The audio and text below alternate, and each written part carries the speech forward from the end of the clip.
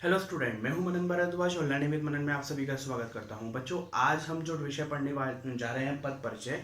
ये विषय कक्षा 7 से लेकर के किसी भी कंपटीशन एग्जाम में हमेशा ये देखा जाता है, आता है। ठीक है, ये बड़ा इंपॉर्टेंट है, बहुत छोटा सा विषय है, लेकिन इसको आज हम पढ़ते हैं। ठीक है, और जो इसके उदाहरण रह जाएंगे, कोशिश करूंगा कि मैं एक नया वीडियो ला करके उसके उदाहरणों को आपको मैं स्पष्ट तरीके से बताऊं। ठीक है, आइए देखिए, पद परिचय क्या है। शब्द जब व्याकरणिक नियमों में बनकर वाक्य में प्रयुक्त होता है तो वो पद कहलाता है। देखिए, जब भी कोई शब्द होता है, जब वो व्याकरण के नियमों से संजो करके वाक्य में प्रयोग होता है, जब वाक्य में प्रयोग होगा तो व्याकरण के नियमों के अनुसार ही तो होगा ना, कि वो संज्ञा के साथ है, करता है, या फिर वो सर्वनाम है। तो वो पद कहलाता है, अदरवाइज वो शब्द कहलाता है। तो शब्द और पद के बारे में मैंने एक वीडियो बना रखी है, वो आप उसको देख सकते हैं। ठीक है, उसके बाद देखिए, वाक्यों में प्रयुक्त पदों का व्याकरण की दृष्टि से परिचय। ठीक है, वाक्यों में प्रयुक्त पदों का व्याकरण की दृष्टि से परिचय पद परिचय कहलाता है। ठीक है, जब हम एक एक पद का व्याकरण की उसकी पहचान बताते हैं कि वो संज्ञा है, वो क्या है, तो वो जो परिचय कहलाता है, वो जो इंट्रोडक्शन कहलाता है, वह पद परिचय कहलाता है। ठीक है, अब उस पद परिचय को किस किस भागों पर ध्यान रखना चाहिए, वो चीज यहाँ पे हमें देख लेनी चाहिए। ध्यातव्य बिंदु क्या क्या हो सकते हैं। संज्ञा, तो संज्ञा अगर है तो उसका भेद, लिंग, वचन, कारक एवं क्रिया के साथ संबंध। ठीक है, संज्ञा का कौन सा भेद है, कौन सा उसका जेंडर यूज हो रहा है, ठीक है, कौन सा नहीं यूज हो रहा है, कारक है, वचन है। फिर इसी प्रकार सर्वनाम में भी ये चीज करती है, भेद, लिंग, वचन, कारक, क्रिया के साथ संबंध। विशेषण का भी, जैसे विशेषण का कौन सा भेद है, परिमाणवाचक है, इत्यादि है। फिर उसके किस लिंग के अनुसार विशेषण यूज हुआ है। ठीक है, वचन, फिर अवस्था, जैसे सुपरलेटिव है, वो होता है ना, उत्तम अवस्था, उत्तरावस्था, मूलावस्था। ठीक है, तो विशेष्य, फिर उस विशेषण का विशेष्य पद क्या है। ठीक है, किस विशेष्य के बारे में बात की जा रही है।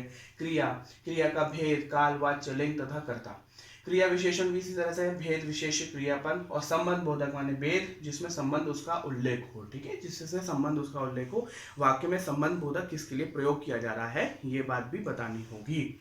समुच्चय बोधक, पद एवं भेद का उल्लेख। ठीक है, को समुच्चय बोधक के आधार पर भी होता है कि वो कौन सा समुच्चय बोधक वाक्य में प्रयोग हो रहा है, ये आपको बताना होगा। विस्मयादि बोधक, पद एवं भाव का उल्लेख, यह भी आपको बताना होगा। ठीक है, बहुत सिंपल है, फटाफट से उदाहरण देख लेते हैं। मैं रात भर चलता रहा, मान लीजिए एक सेंटेंस है, मैं रात भर चलता रहा। तो मैं क्या है यहाँ पे, उत्तम पुरुषवाचक उत्तम पुरुष है। ठीक है, इसको अगर मैंने शॉर्ट में लिखा उत्तम पुरुष। ठीक है, पुरुषवाचक सर्वनाम है, सर्वनाम के जो 6 प्रकार है उसमें उत्तम पुरुषवाचक सर्वनाम का नाम है। ठीक है, और रात भर क्या है, कालवाचक क्रिया विशेषण। ठीक है, ये कालवाचक क्रिया विशेषण है। तो चलता रहा, ये पूरी जो क्रिया का रूप है वो कौन सी क्रिया है, संयुक्त क्रिया है, अकर्मक है, भूतकालिक है, पुल्लिंग है और एक वचन है, कर्तृवाच्य है। ठीक है, तो ये पूरे सेंटेंस का क्या हो गया, पद परिचय हो गया। माने एक एक पद का जो परिचय है वही पद परिचय है। ठीक है, फिर इसी प्रकार से एक उदाहरण देते हैं, प्रत्येक मनुष्य परिश्रमी है। ठीक है, ये उदाहरण थोड़ा सा डिफरेंट है, अलग है। कैसे, तो देखिए, प्रत्येक संख्या विशेषण हो गया। ठीक है, संख्या विशेषण है।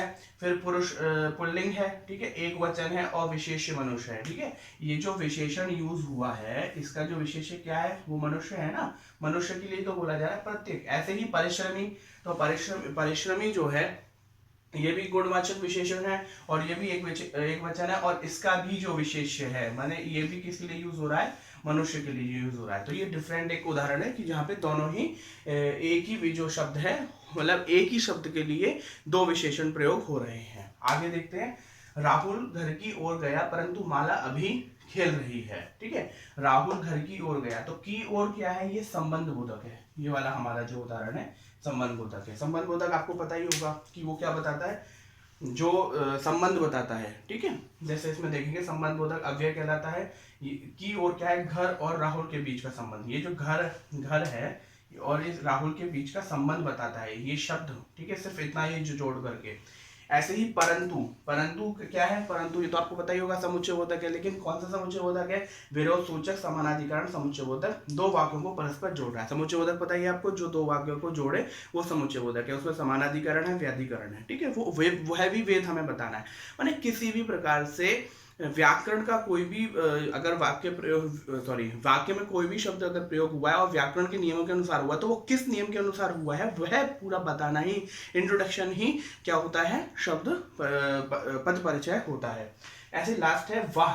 क्या गाना गाया, तो वाह जो शब्द है वो विस्मयादि बोधक है, तो विस्मयादि बोधक है, तो विस्मयादि बोधक होने की वजह से वाह, अब कौन सा विस्मयादि बोधक है, हर्ष सूचक है और प्रशंसा सूचक है।